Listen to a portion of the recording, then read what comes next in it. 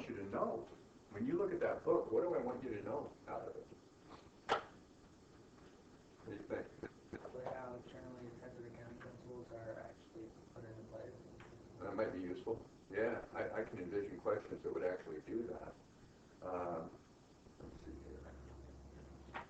Where is Moodle on this thing? Anybody see Moodle? There it is.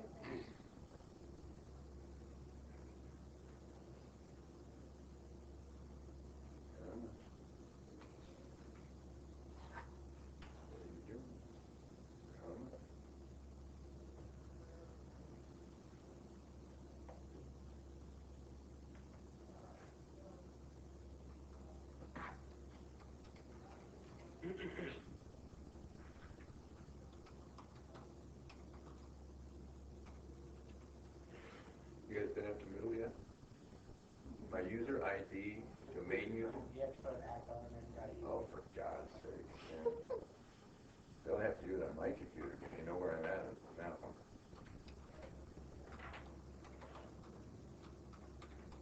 Besides, I already logged in. Why doesn't it know I logged in?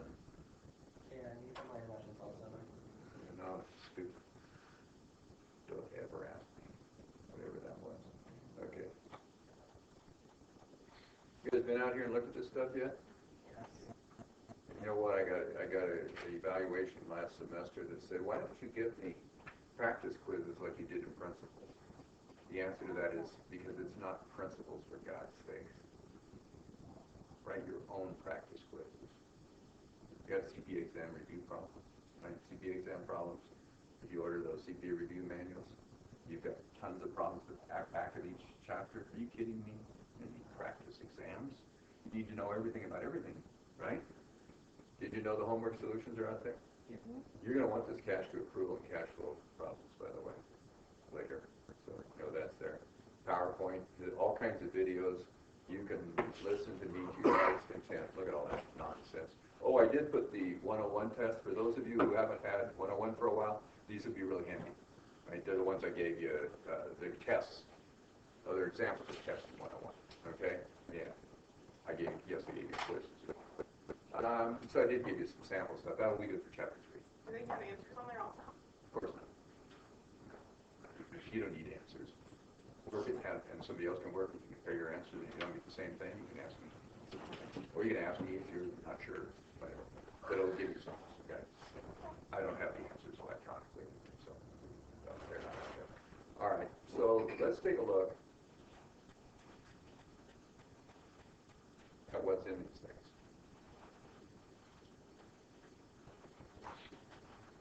I don't have my book because it's locked in a file cabinet downstairs, which is a long story. I've already used some time, so I'll make fun of that later. Anyway, they're safe, right? They're safe. So what would I actually want you to know for these chapters? We just flip through real quick. What kind of things, I gave you an example. What's the definition of asset? You think you might need to know the definition of liability, equity, revenue, expense, gain, loss, comprehensive income, other comprehensive income, or you should keep going. Yes, yes, yes, yes. Anything that is highlighted in any chapter you should know. What's the objective of financial reporting? On page 5, that's also in chapter 2. What's the objective of financial reporting? You can look at it. Page 5. Provide accounting. Okay, now his is highlighted. Did you highlight it? I highlighted it. Is yours highlighted? Page 5. His is not. Is yours highlighted? No. Is yours highlighted? Not. I think you're going to bear down this time. He copied it and wrote it on another piece of paper, which is just fine, because the process of reading it and writing it down will really help, right? You don't even have your book with you? Gee, you don't have your book with you? No. How about you guys? No books. No. So you guys came to work unprepared. Is that what happened? Have you read it? Everybody's read it? You know what? Can you give me the objective financial report? You're going to it right off the top of your head. Yeah, write it down on a piece of paper. What do you guys do? Look at this, all in yellow. Highlight it. How about yours? Highlight it. Page 5. Haven't read that far yet? No. Okay. How about you? No, I'm writing it down in the book. It's not. Oh, you did write it down before class? I'm good. I already read it now. Oh, so you're gonna learn it after I cover. Well, That'll be good. You can learn the stuff in this quiz quiz, after we do the quiz, hopefully before the test, or you can just wait until before the final if you want. How about you? How about you? You got it in bold? Okay, you made it in bold. How about you? Okay. See what your competition is, you guys. And I mean, this is one hell of a competitive environment. When I work for a big four firm, get your act together. When I work in public accounting at all, get your act together. You want to survive the accounting program or the finance program, either one, get your act together. Get going. We are already in the second week of class, and I'm moving.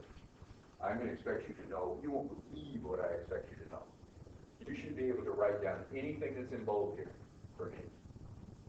I have given quizzes where I asked for 10 definitions. That's the quiz. And I want it. I've given definitions where I gave people a CPA. The first quiz is like this, where I gave the CPA exam questions talking about how you develop a tax. Okay? Know how to do it. Okay? Know what's going on here. So you getting the idea here? Okay, so what's the objective? What is the objective or purpose of financial reporting? The objective of general purpose financial reporting is to provide information about the reporting entity, see it there in bold, that is useful to present and potential equity investors, lenders, and other creditors in making decisions about resources in the entity. Something like that is what you're going to write down, and I'll actually give you points for that. Okay? By the way, when you take Declan 212, he's going to ask you the same question. Really? He's going to do it. Okay? So get with it, you guys. Got to get going. All right. Anyway, and they go on and on about it, but that's the start of it, isn't it? Do you guys know who the SEC is? Do you know who the AICPA is? Do you know who the Financial Accounting Standards Board is? You read it? You know it? Stuff I read, I know. Okay? You need to start doing that. All right? So who has the right to issue accounting pronouncements?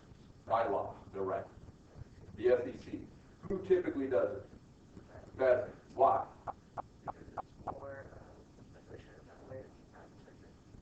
More efficient?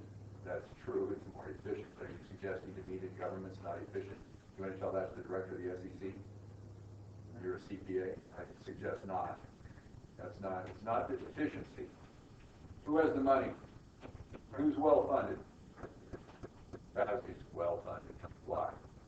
They're funded by CPA firms who really care about the FASB. They care about accounting pronouncements. Why is the FCC not well funded? The FCC is a what? Government agency. No.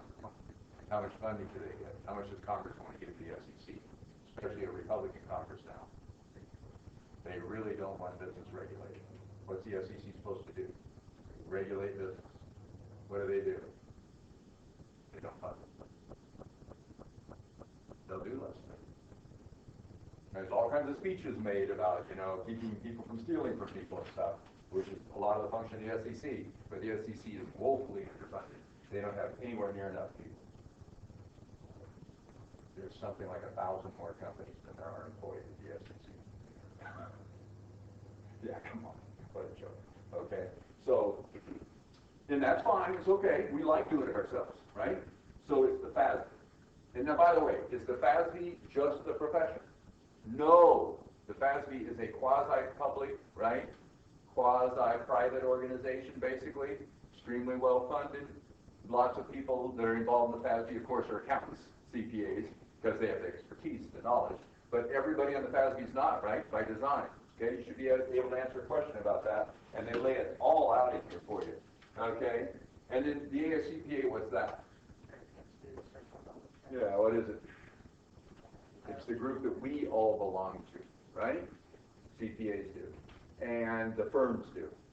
And what do? They kind of lobby on behalf of the profession. They used to write generally accepted accounting principles, but we had scandals, didn't we? Right? We had a whole bunch of frauds. So then what ended up happening, you guys? We moved on to the FASB because the APB was not considered independent enough. So we used to do it just for ourselves. We were self-regulating, right? Okay? And then it moved into now the FASB does. What's the peekaboo? We don't call it that, really. They don't like us to call it that. Public Company Accounting Oversight Board. What's that about? Is that about generally accepted accounting principles? No. What's it about? Generally accepted auditing standards, right? And that's even more independent from the profession. We used to self-regulate on that too, right? We used to have auditing standards that were written by the AICPA, basically, a subset of the AICPA, right? Now it's written by this independent, well-funded, independent, quasi-government, quasi-independent operation, right? You need to know about this stuff. It's in these chapters. Read it and get it down. This is not fluff, okay? I'm going to expect you to know this stuff inside and out, and you're going to need to know it for the CPA exam, and you need to know it for your careers. It's what the profession is about, okay? And about what the investing profession is about, okay? Anyway, I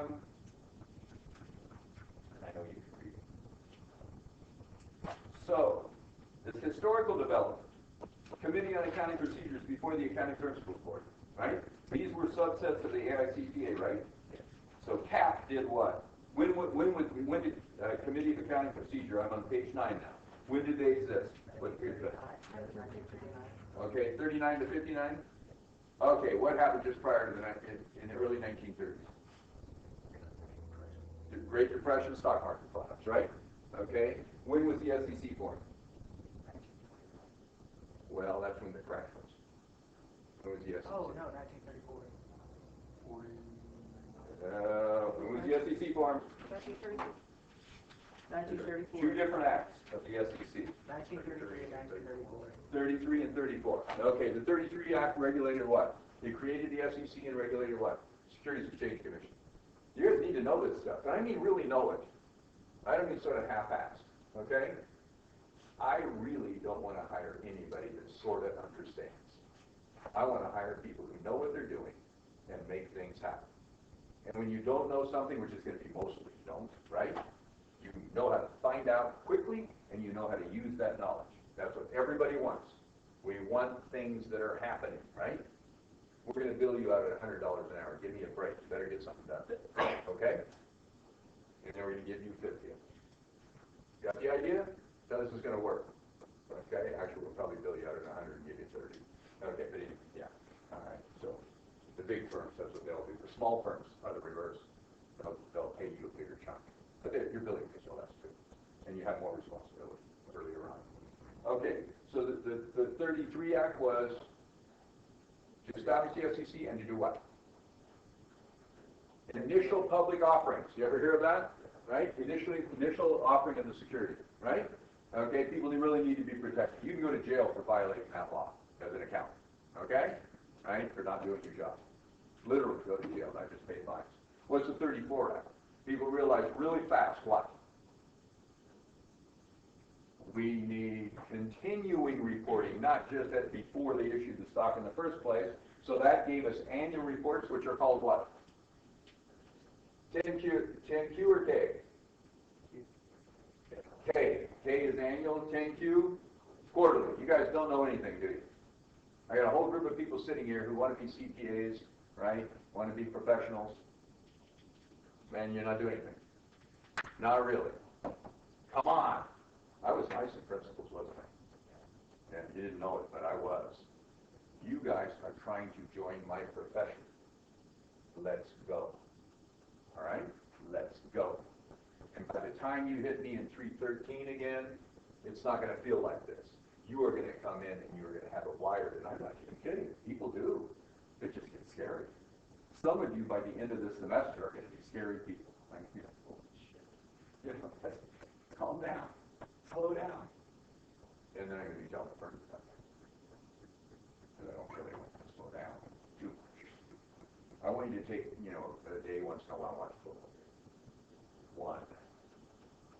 Monday night, you guys watching that game? I don't. You know why? Because you didn't study over the weekend when you could have. What did you do? Watch those stupid pro games? Yes? Yeah. I get to watch football games on the weekends. You get to study this shit. Okay? I have enough money to retire now, do you? Okay? Read. Get to work. Know it. Okay? Know it. Give something to the table. How many times do you want to take the CPA exam? $800 a pop. Hours and hours and hours of study. Sit there for day after day after day, 4 days, taking a stupid thing. What do you think? It's all at once. Right? How many times do you want to do anything that's work? Once. Move on. Okay. It's not going to work out very well for you, sorry. All right. So the 34 Act gave us, continuing for you. All right. Good, good, good. So then 1939s, after that, we're screwing up. Right? It's not working well enough. SEC doesn't have enough money. So they formed the CAP, Committee of Accounting Procedure, and then they came out with what? What do they call it? Accounting Research Bulletins, right? ARBs, know what it is? Accounting Research Bulletins. Okay, then in 1959 there were a whole bunch of scandals, by the way. And they decided they needed a bigger, more effective group, right? And what did they put in? They went from CAP to Accounting Principals Board, also still under the AICPA. And they put out all kinds of pronouncements, right? Okay, APB. What years? Now, you just have to be close, right, for the CPA exam, just close. I'm not going to make you memorize all that. Okay, 59 to 73, so you get an idea of how big it was, how long it was? Got the idea? And guess what happened in the early 70s? That's when my career was starting. A whole bunch of scandals, all kinds of scandals. People were ripping people off, right? And they decided, oh, this profession's not regulating itself very well. So then what happens? They had FASB swarm.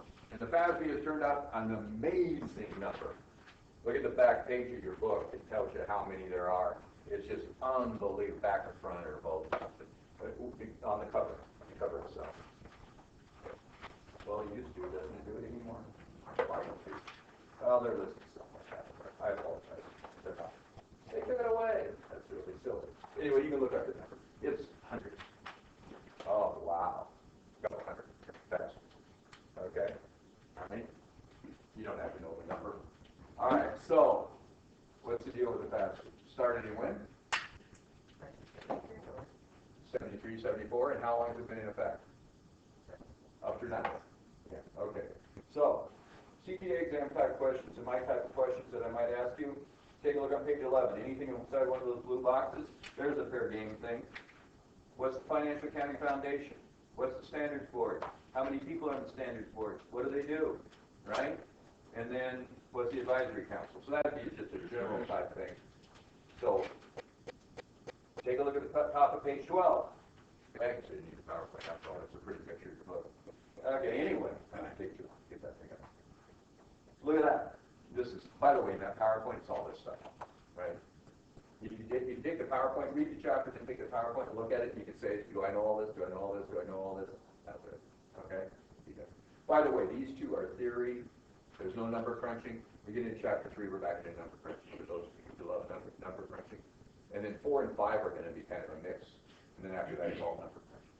Okay? There's still conceptual stuff, of course. So could you draw that little diagram for me, basically? I wouldn't have you draw the diagram. Could you describe it in an essay? This is a real common one. This is the process for coming up with a what? Generally accepted accounting principle. And it's what the FASB does, right? So what are the steps that they do? Okay, the first thing is what? Topics identified, placed on the agenda. What's the second thing? Yeah, get preliminary views from stakeholders, from everybody, right? Academics do it even. Businesses certainly do it if it's affecting them. Accountants do it. Got the idea? CPAs, firms do it. We give our inputs, right? So this is a political process. Everybody read about that? This political process. By the way, what do you think happens if the FASB issues a pronouncement and business hates it? Yeah, they were fighting it all along. The FASB goes ahead and they issue it and they hate it. What do? Business gives really big bucks in contributions to Congress. And then they call up their congressman and say they're destroying my business, those damn accountants.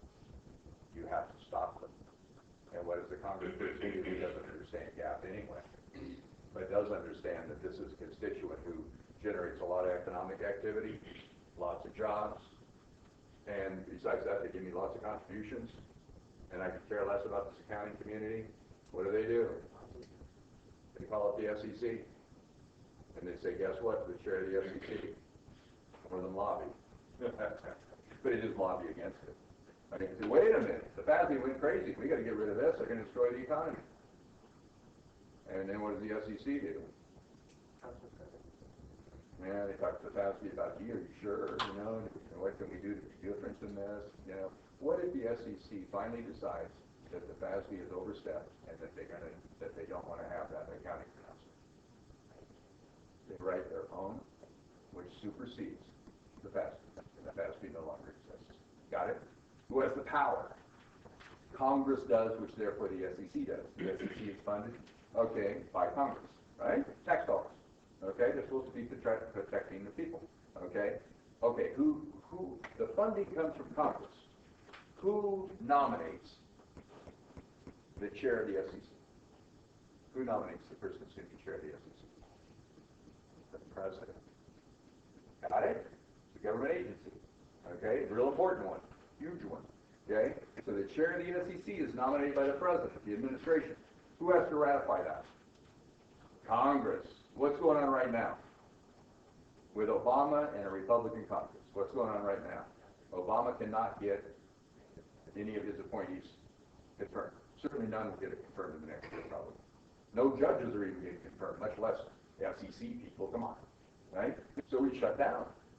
Now we do have a chair of the SEC. Hopefully they won't quit. Well, we go a long time without a chair. Probably. Okay? So politics is in this, you guys. It's a political process. Now, what happens most of the time? The FASB operates. They turn out pronouncements. No, there's no big waves. Companies kind of agree. CPA firms kind of agree, right? Congress kind of agrees. Therefore, why wouldn't they, right? Because the people who know what they're doing all agree. It's just when there's fights. There was one on oil and gas. It came out, it was an APB back then. They brought in an APB.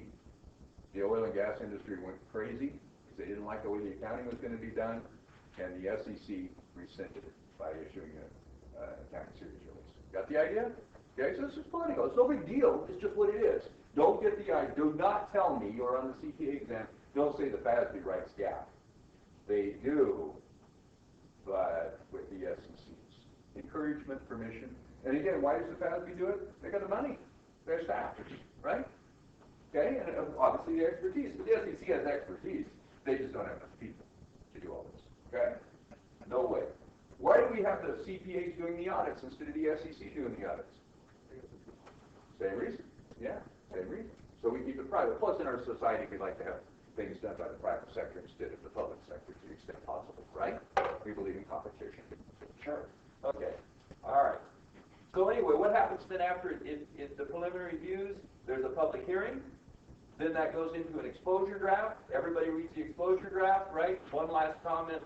One last time to give comments, and then what happens? They vote. How many people in the FASB? 7.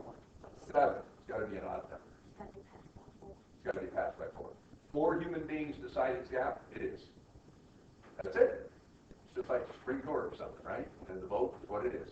Everybody got the idea? It becomes GAAP if 4 vote for it. It does not if 4 do not. It's less than 4. Got it? A lot of ridiculous, of course.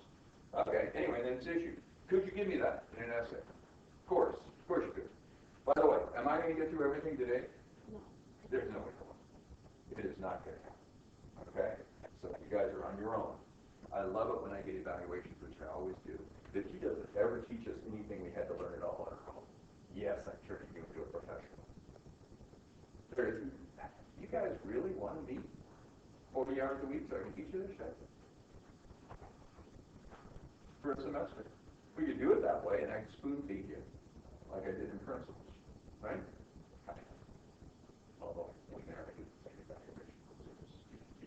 I had to learn it myself. You know, I never learned anybody nothing. Yeah, I never learned anybody nothing. I can't learn it for you. Can't do it. Okay. Anyway, so yeah, this codification is no big deal. It's kind of good to know. That's how we do the research. Read everything. Read everything. It's kind of good to know that, you know.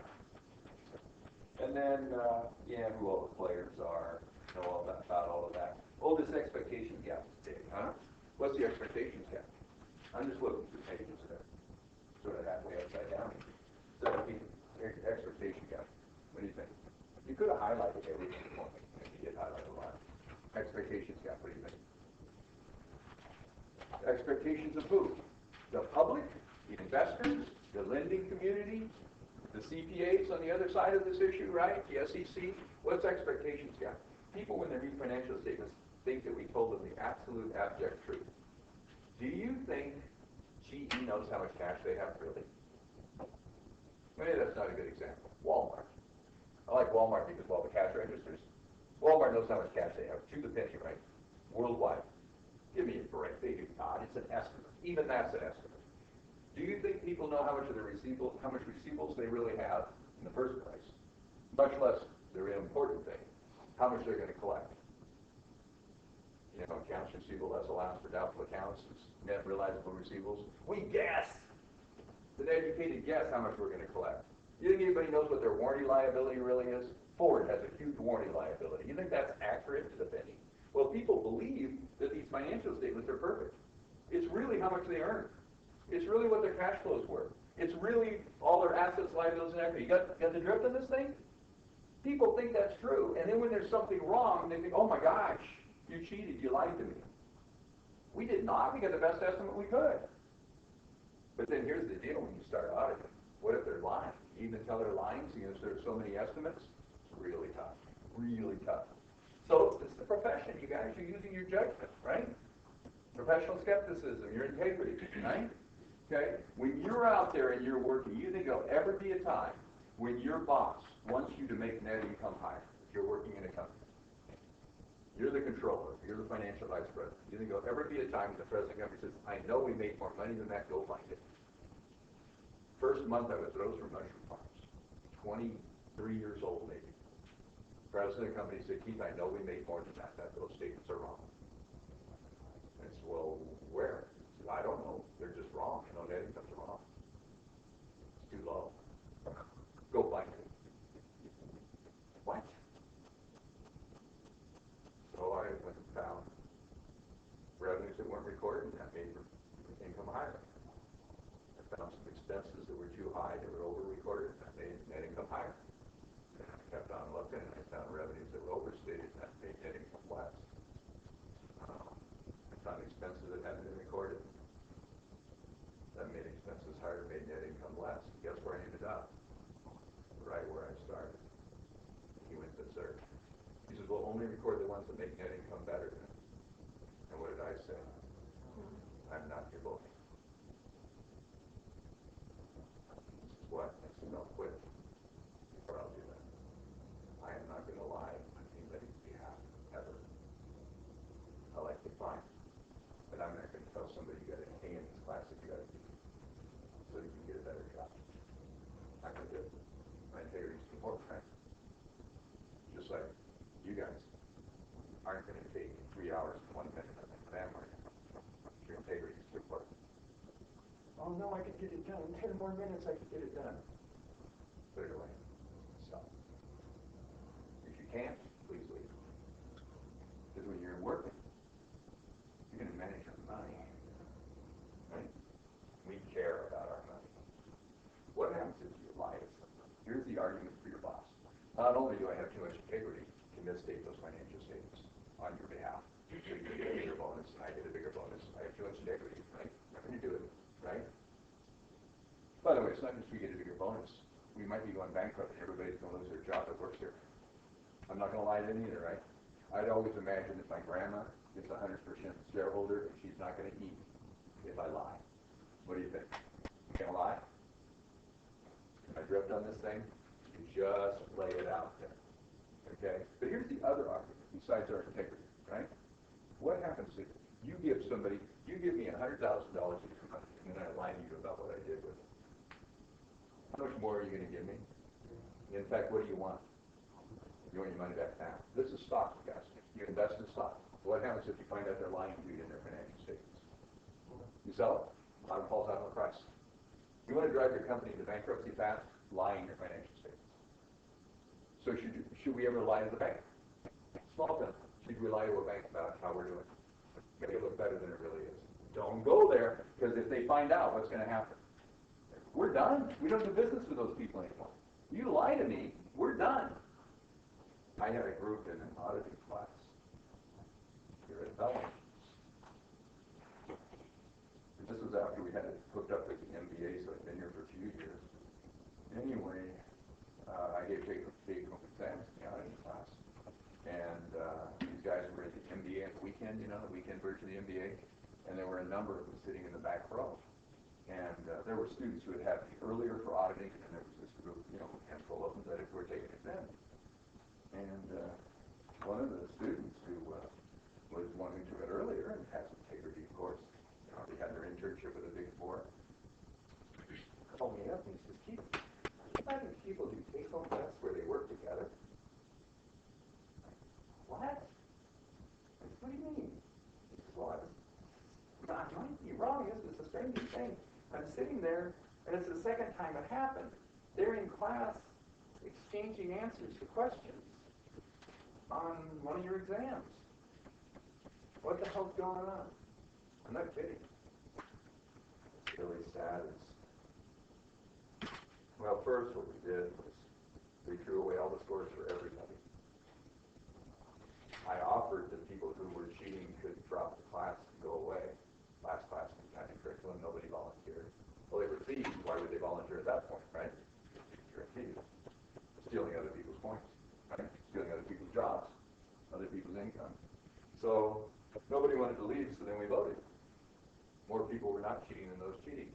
So we threw away all the quiz scores and all the test scores for the entire semester. We did all of them again in class, and I wrote all the exams. We came in at night, and we wrote all the exams again. Some people bottom thought of their scores. Many of the ones that were cheating, too. One of them that was cheating was a really talented guy who did really well in the exams. He was just helping everybody else, helping study stuff. Here's the horrible thing, though. I got phone calls from several firms about several of those people. And what I had to say was, I really can't make a comment about that student other than they went to tell him. You know what I'm going to say, even about you probably, and you probably, you of the past, if you ever did the CPA exam. He's a wheeler dealer, he's going to sell used cars. Used Porsches. That's what he's going to do. Used Porsches. Okay, get registered. Okay, maybe stock. If you your finance. Anyway, same thing. I'm kidding, joke.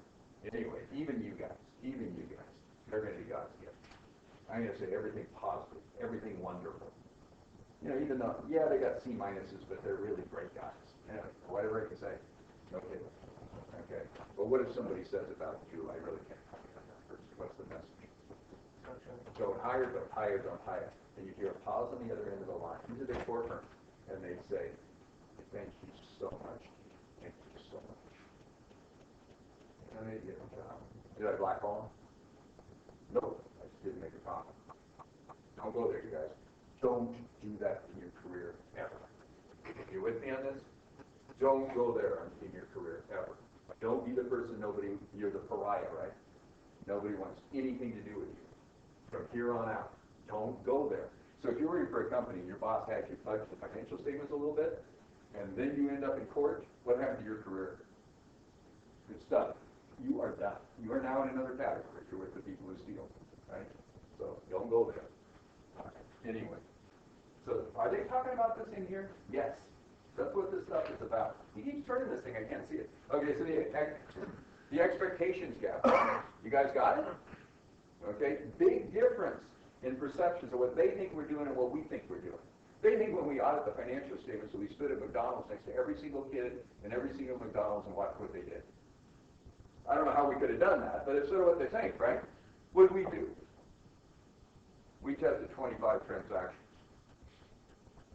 Statistically, right? Statistically valid sample. We looked at 25 transactions, and then we take the result of that 25 transactions. It should be more than that. It should be probably 100. So, but anyway, we look at a few, and then we evaluate their internal controls for the whole company by looking at a few transactions. Got the idea?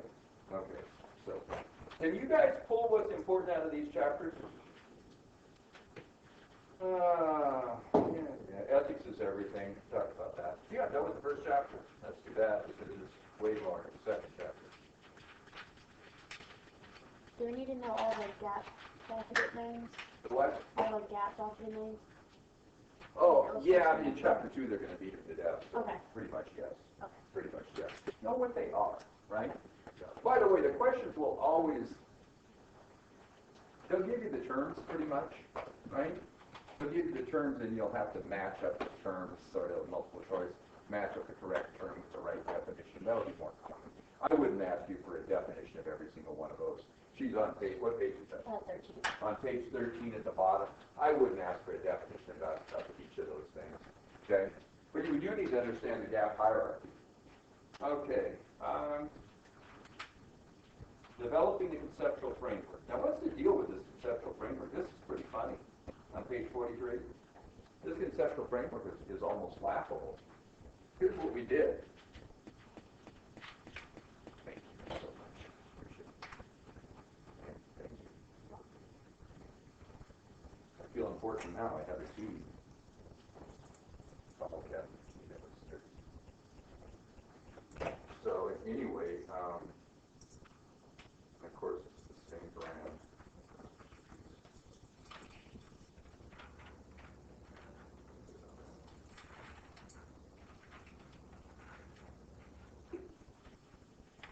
So, this is funny on this conceptual framework. People were doing things, way accounting developed. It's not a theory in the sense that you develop a theory and you can test it, although most theories really aren't. Theories kind of try to describe what's going on. Right? What we did was we created what we did. Over time, people created accounting, right? There's all kinds of different ways of doing things. And once it became generally accepted, became the generally accepted accounting principles. Makes sense? And then over time, back in the ARB they tried, with the ARBs, right, CAP, and then with the APB they tried, the Accounting Principles Board Opinions, they're trying to develop a theory of accounting.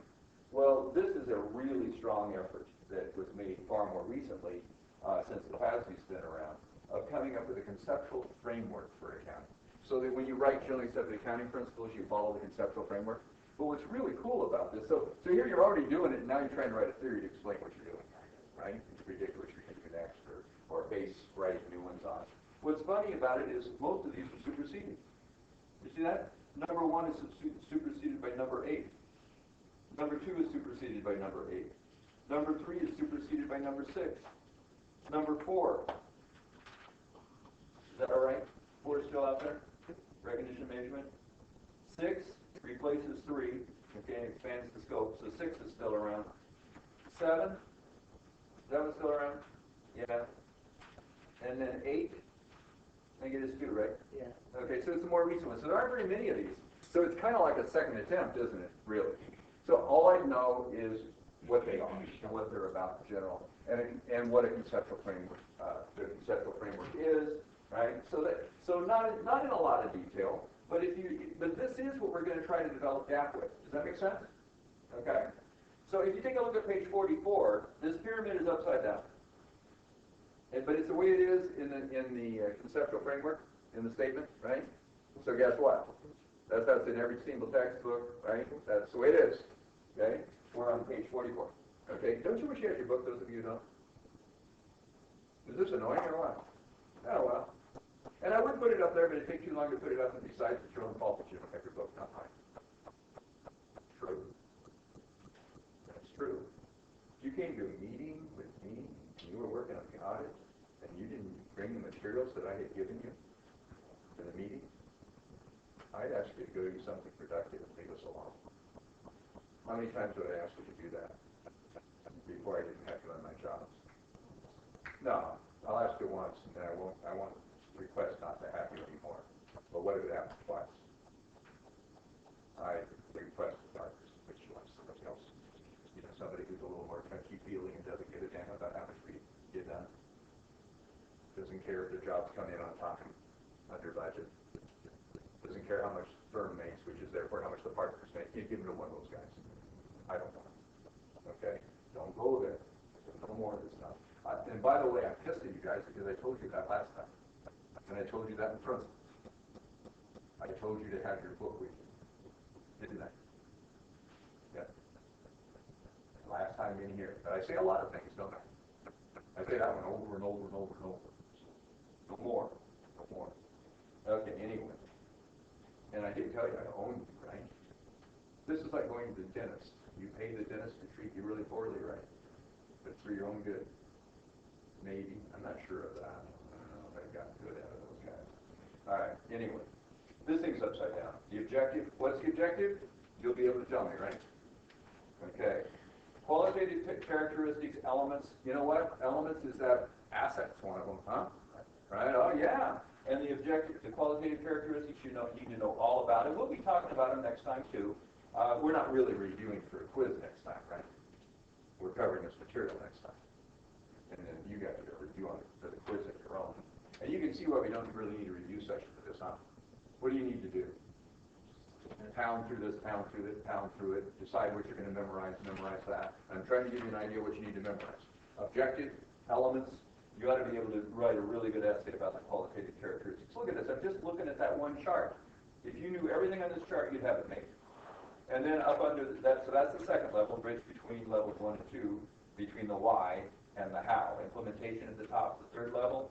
Recognition, measurement, disclosure concepts, assumptions, principles, and constraints, right? And it just goes on and on if you look through this chapter on what each of these things are. Take a look over on page 46 in the blue box. Really handy, huh? These authors are real nice. By the way, this book is long.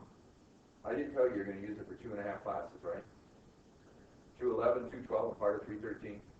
How many chapters are we going to do in this class? We're only doing 9. Plus, we're going to do weighted average cost of capital asset pricing model, which is a handout that's at the end of the syllabus. So it's really 10 chapters this class. What do we do, 15 in principles? You think we might be going a little more depth? Yeah. We're going to work twice as hard, right? So we're only covering 2/3 as much material. Got it? In depth, in depth. We can really get into this stuff. Okay? And while you're doing this, don't fight it, okay? Just pour yourself into it. Go for it. You want to know this. Keep reminding yourself of that because this is going to be tough, right? Is it going to be hard not to watch every single football game you want for people who love football? Basketball games. We're going to have, you know what we're going to have this semester? March Madness. I get to watch a lot of games. You get to watch one once in a while. I'm not kidding. Or whatever you like to do. Going out with your friends, hanging out, watching movies. Don't do it. Stop it. Okay? You are welcome to have maybe 1 day a week off. Maybe if you work frantically the other days. Or you can take an hour or 2 a day off instead. Suit yourself. No kidding. Okay? You don't do that or it's not going to work very well. It's going to get into the semester. And you can really get into, any of you guys know Grant Snell? Yeah, he's out on a weird guy. He's so focused, just so driven, just he can't stop. And there are others. Anybody know Levi Algeier, is it? He's crazy. Emulate their behavior. They are crazy successful. They're crazy people are going to be partners. I mean big four partners. Just see it. They probably won't because they're too smart for that. Right? I'll do something else. Okay. Be that. If you really want to be successful, or don't. You can be at whatever level you want, right? Okay. And it's not that one's better than the other anyway, really. Right? But if you want to join this crew, right, and you want to work for those kinds of people, right? That types of personalities and that type of drive and that, that they're not brilliant, they just work their asses off. I don't know how smart they are or not. I don't know how smart I am or not. I don't know. I can do stuff. And I know I work my ass off. Still, right? It's just if you got it, right? And I don't mean got it like you're some, talented athlete. You got work ethic or not. That's it, right? You work. You pay the price. So anyway, what all the relationships are, and we'll talk about this next time too. You know what? If I would have in my brain a template that looks just like that illustration too. What do you think? And just like that upside down pyramid, huh? Right? I'd have it right in my brain so I could write it down if I needed to. So then I know all the relationships between them. What if I asked you a question about just define relevance, or better, here's a better one, and this is real common on the CPA exam. Compare and contrast relevance and faithful representation. What would I want you to do? Relevance is something that I what? It's relevant to the decision, something I care about. You guys have any relevant friends? Friends you like to be around? Okay. What's faithful representation? Is it truthful or not? Do you have any faithful friends? Whether they're very relevant in your life or not. Do you have some relevant friends that are not faithful? Has anybody ever dated somebody and they really cared about it and you found out the person was unfaithful? You know what this means, don't you? Right? Relevant is you care about it, right? It's information you could use. Faithful representation is what? You can trust them, right? By the way, that's horrible when that happens, huh? When you have somebody you really care about and they're not faithful, everybody's experienced this, right? In some aspect of your life, right? That's happened to you, huh? It sucks. You know what's even as bad, though? They're not relevant. You don't care about them very much, but they're madly in love with you, and they're faithful, and you can trust them. Can't get rid of them, right? Terrible, right? Everybody experienced that one, too? Been on the other side of it? It sucks, too, huh? What works? Having both of them. Got the idea? I want information that is relevant to the decision, and I want information that faithfully represents whatever it's supposed to represent. Got it? Okay? Now, that would be the definitional part of it, right? And so you're comparing and contrasting, right? And you don't trade off between those. You try to get both of them, right? You're trying to get both of them. For evidence to be good evidence, it needs to be both of those things, right? For information to be good information, it needs to be both of those things. It's odd. Evidence has to be both of those things, right? We're going to keep this stuff all the way through, okay? The basis, this is right, and those conceptual framework statements include this stuff, okay? All these charts are in there. Everybody got it? Okay, so you already know, you're going to learn the conceptual framework as you learn these two chapters, okay? All right, so what are the three components of relevance? You must have predictive value, predict the future, confirmatory value, confirm, so you might do a budget, right, projections, and then get results and compare the results to the actual. So confirmatory value, and then what's the other piece they put in there? Materiality. I love materiality. It's the best concept there is. What is material? Something that matters. Got it. I love that. Large enough to affect the decision. Who told you that? The book. Good. I thought I did last semester. But it was semester. Yeah, now that's good. You know what? And there's repetition here, isn't there? And don't get lulled to sleep, because in this book, it's like a number of you have already said, oh, chapter 3 just looks like Principles of Accounting. Sure does until I hang to the quiz. Got my drift on that one, you guys? So anyway, materiality. What about faithful representation? What's under there? Completeness? If it's not complete, right, it's not faithful representation, right? Neutrality? What does that mean? You make an estimate, she makes an estimate, and those estimates will be neutral, right? We don't have a bias. Yeah? Okay? And then free from error, of course. Free from error. All right? And then below that, we've got enhancing qualities, comparability, and they really apply to all of them, don't they? Comparability, verifiability, timeliness, and understandability. By the way, what's the pervasive overriding criterion? This is going to be an answer to one of the multiple choice questions. What's the pervasive overriding criterion over everything? Decision usefulness. And I told you I like materiality because if something's not material, I don't have to screw with it. If it is material, I have to work. So that judgment's really critical. But don't decide it's not material if you don't do it. That's tempting. I can imagine. That's really hard. Let's have not be material. I have to do it. Okay, and then cost. Right? Cost benefit. If the benefit does not exceed the cost, don't do it. Right? Don't ever have somebody prepare financial information where you're not going to make more money with it than it costs. You think that happens a lot? All the time. People do it all the time. So we'll talk about that. So go away. Nice seeing you guys. Do you what's the format for the quiz? Oh, for God's sake, I haven't written the quiz. It might be all short answers. Okay. It probably won't be one long essay because I don't want to read long, one 50-minute essay. But it might be short essays. I do that a lot. Okay. It might be a whole bunch of definitions. I do that a lot. It might be some of both. It's not going to be problems. It might be multiple choice. I have done this quiz where it was 40 multiple choice questions. Okay. Right? And that's it. So you never, Okay. and that's just, it's not written. How do you format your take-home tests? They're extremely long, and there are multiple choice, there are problems, there are essays. Do we need to be on our, Excel spreadsheet type stuff?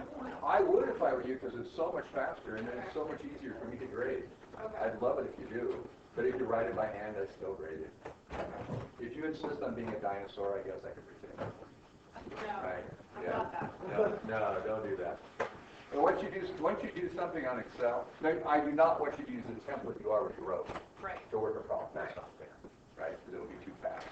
So when we get the weighted average cost of capital, right, cap in, no, don't do that. You know, actually work. Do a new one. Yeah. Plus it gives you the practice of doing it. We did record that, huh? Yes. Because it was brilliant, right?